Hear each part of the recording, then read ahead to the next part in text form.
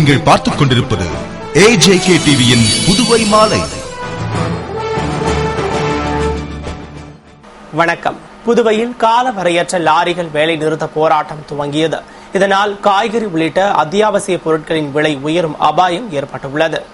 புதுவைக்கு தமிழ்நாடு, கேரளா, ஆந்திரா, கர்நாடகா உள்ளிட்ட மாநிலங்களிலிருந்து தினம்தோறும் 2000க்கும் மேற்பட்ட லாரிகள் வந்து செல்லும் நிலையில் லாரி உரிமையாளர்கள் கோரிக்கையை ஏற்று மேட்டுப்பாளையத்தில் கடந்த 2008ஆம் ஆண்டில் 32 ஏக்கரில் கனரக ஊர்தி மையம் அமைக்கப்பட்டது.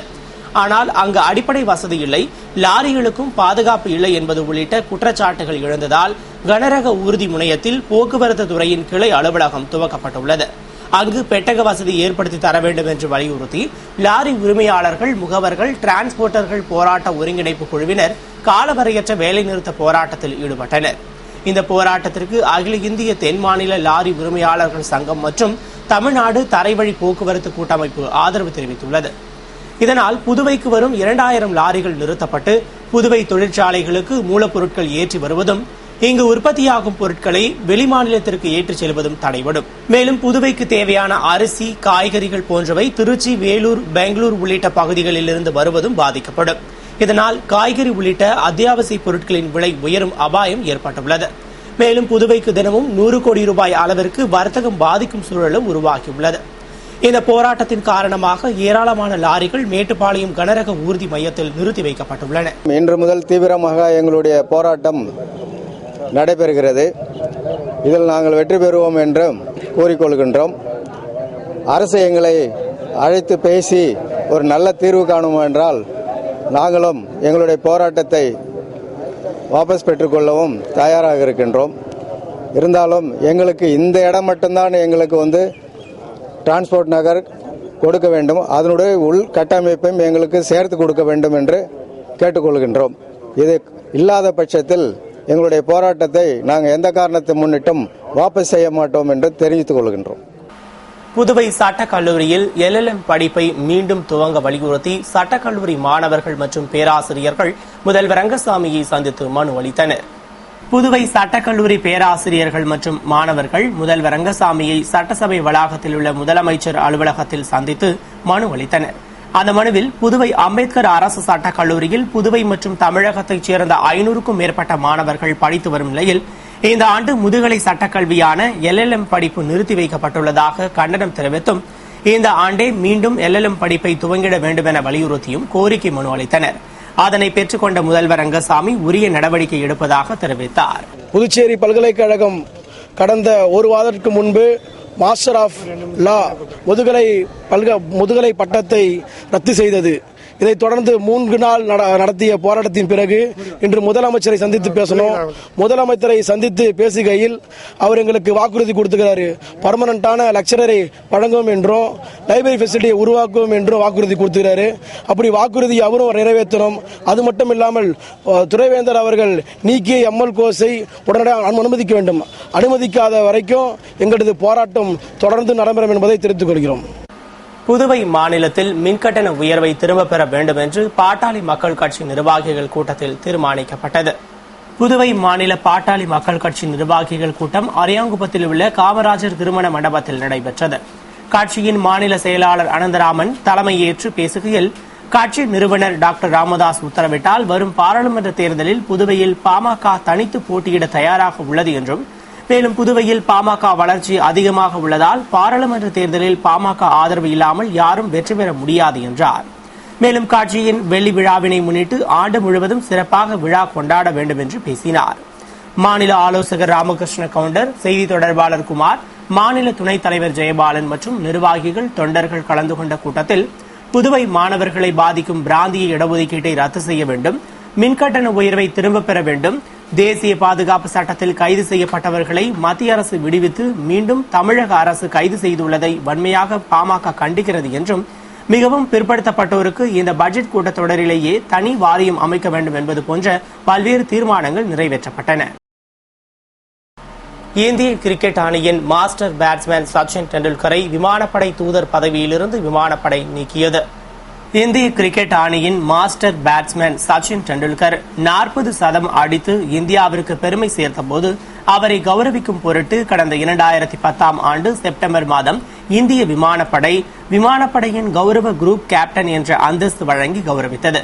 விளையாட்டுத் துறையிலிருந்து இவ்விருதை பெற்ற முதல் வீரர் என்ற பெருமை பெற்ற இவர் இளம் தலைமுறையை ராணுவத்தில் சேர ஊக்குவிக்க முடியும் என IAF நம்பியதால் இந்த பதவியை அளித்தது. ஆனால் தற்போது திடீரென சச்சின் விமானப்படை தூதர் பொறுப்பிலிருந்து விடுவிக்கப்பட்டுள்ளார். ஒருநாள் போட்டியிலிருந்து ஓய்வு பெற்ற சச்சின் விரைவில் டெஸ்ட் போட்டிகளிலிருந்தும் ஓய்வு பெற அறிவிப்பு வெளியிடுவார் என்று எதிர்பார்க்கப்படுவதால் சச்சினை விமானப்படை விடுவித்திருக்கலாம் என்று கூறப்படுகிறது. புதுவை பட்ஜெட்டில் வேட் வரியை குறைத்த முதல்வருக்கு வர்த்தக சபை நன்றி தெரிவித்துள்ளது. புதுவை வர்த்தக சபையில் நிர்வாக குழு உறுப்பினர்கள் மற்றும் புதுவை மாநில அனைத்து தொழில் மற்றும் வணிகர் சங்கங்களின் கூட்டம் நடைபெற்றது. வர்த்தக சபை தலைவர் செண்பகராஜன் தலைமையில் நடைபெற்ற கூட்டத்தில் துணைத் தலைவர் சேகர் வரவேற்று பேசிட பொதுச் செயலாளர் ரவி, பொருளாளர் குணசேகரன் உள்ளிட்ட நிர்வாகிகள் கலந்து கொண்டனர். கூட்டத்தின் முடிவில் வர்த்தக சபை தலைவர் செண்பகராஜன் செய்தியாளர்களிடம் கூறுகையில், கடந்த ஆண்டு உயர்த்தப்பட்ட மதிப்பு கூட்டு வரியை ரத்து செய்ய கோரி வர்த்தக சபை மற்றும் வியாபார சங்கங்களின் சார்பில் முதல்வர் ரங்கசாமியிடம் கோரிக்கை வைக்கப்பட்டது. அதனை ஏற்று பட்ஜெட்டில் மதிப்பு கூட்டு வரியை குறைத்து அறிவிப்பு வெளியிட்ட முதல்வருக்கு வர்த்தக சபை சார்பில் நன்றி தெரிவித்துக் கொள்வதாகவும், இந்த அறிவிப்பால் பல்வேறு இடையூறுகளில் சிக்கியுள்ள புதுவையில் தொழில் வணிகம் மேம்படும் என்று கூறினார். புதுச்சேரி மாநிலம் என்றாலே பொருள்களுக்கு விலை குறைவு, வரி குறைவு என்று ஒரு பெயர் இருந்தது. கடந்த 1.5 ஆண்டுக்கு முன்னால் மதிப்பு கூட்டு வரி அதிகமாக போட்ட வகையில் பொருளின் விலையெல்லாம் ஏறியதால் வியாபாரம் ரொம்ப குறைந்து போயிருது. இந்த வியாபார குறைவை மாண்புமிகு முதல்வர் அவர்களிடமும் அதிகாரிகள் அவர்களிடமும் பல முறை எடுத்து சொல்லி அவனுடைய விளக்கமெல்லாம் கொடுத்ததுக்கப்புறம் வர்த்தக சபை சார்பாக சென்று பல முறை முறையிட்டோம். அதுக்கப்புறம் இன்று 15/7/2013 நடத்திய நிதிநிலை அறிக்கையில் வேட்டு வரியை குறைத்துள்ளார்கள். அது வியாபாரிகள் எங்களுக்கு எல்லோருக்கும் மிகவும் சந்தோஷம். இது சார்பாக வர்த்தக சபை சார்பாக முதலமைச்சர் அவர்களுக்கு நன்றியும் பாராட்டுதலையும் தெரிவித்துக் கொள்கிறோம். மேலும் வியாபாரம் வரி குறைப்பினால் மேலும் மேலும் வியாபாரம் நன்றாக நடைபெறும் என்று நம்பிக்கை உள்ளது, செய்து காட்டுவோம். நாங்கள் புதுவை குருவிநத்தத்தில் நடைபெற்ற ஆதரவற்ற மாணவர்களை தத்தெடுக்கும் விழாவில் திராவிட முன்னேற்றக் கழக இளைஞரணி துணை அமைப்பாளர் IG வீரராகு முறையான ஆவணங்கள் மற்றும் நோட்டு புத்தகங்களை வழங்கினார். புதுவை குருவிநத்தம் ராஜீவ்காந்தி திருமண நிலையத்தில் திருமதி வண்டார்குழலி நினைவு கிராமப்புற கல்வி முன்னேற்றம் மற்றும் இளைஞர் நலச்சங்கம் மற்றும் கிராமப்புற கல்வி அறக்கட்டளை சார்பில் 51 ஆதரவற்ற மாணவர்களை தத்தெடுக்கும் விழா அறக்கட்டளை நிறுவனர் மூர்த்தி தலைமையில் நிர்வாகிகள் ராஜேந்திரன், ஆனந்தன் முன்னிலையில் நடைபெற்றது. நிர்வாகி கார்த்திகேயன் வரவேற்று பேசிய விழாவில் திராவிட முன்னேற்றக் கழக இளைஞரணி துணை அமைப்பாளர் IG வீரராகு மாணவர்களின் ஆவணங்கள் மற்றும் நோட்டு புத்தகங்களை வழங்கினார். தொடர்ந்து தாசில்தார் தயாளன் அறக்கட்டளையின் அடையாள அட்டையையும் தொழிலதிபர் சிவஞானம் புத்தக பையினையும் வழங்கினர். இதனையடுத்து பாகூர் தொகுதியில் அதிக சதவிகிதம் எடுத்த முதல் 3 பள்ளிகளுக்கு கேடயம் வழங்கப்பட்டது. மேலும் குருவிநத்தம் பாரதிதாசன் உயர்நிலைப் பள்ளியில் 10ஆம் வகுப்பு பொதுத் தேர்வில் முதல் 3 இடங்களை பிடித்த மாணவ மாணவிகளுக்கு பரிசுகள் வழங்கி பாராட்டப்பட்டது. நிறைவில் நிர்வாகி செந்தில்குமார் நன்றி கூறிய விழாவில் அறக்கட்டளை நிர்வாகிகள், உறுப்பினர்கள், பள்ளி ஆசிரியர்கள் மற்றும் மாணவ மாணவிகள் கலந்து கொண்டனர். புதுவை பிப்டிக் தொழிற்பேட்டையில் தனியார் மையத்தை கைவிடக் கோரி பிப்டிக் ஊழியர்கள் மற்றும் தொழிலாளர்கள் சங்கம் சார்பில் கண்டன ஆர்ப்பாட்டம் நடத்தப்பட்டது. புதுவை ரோமன் ரோலன் வீதியில் உள்ள பிப்டிக் தலைமை அலுவலகம் முன்பு பிப்டிக் ஊழியர்கள் மற்றும் தொழிலாளர் சங்கத்தினர் பிப்டிக் தொழிற்பேட்டையில் தனியார் மையத்தை கைவிட வலியுறுத்தி கண்டன ஆர்ப்பாட்டத்தில் ஈடுபட்டனர்.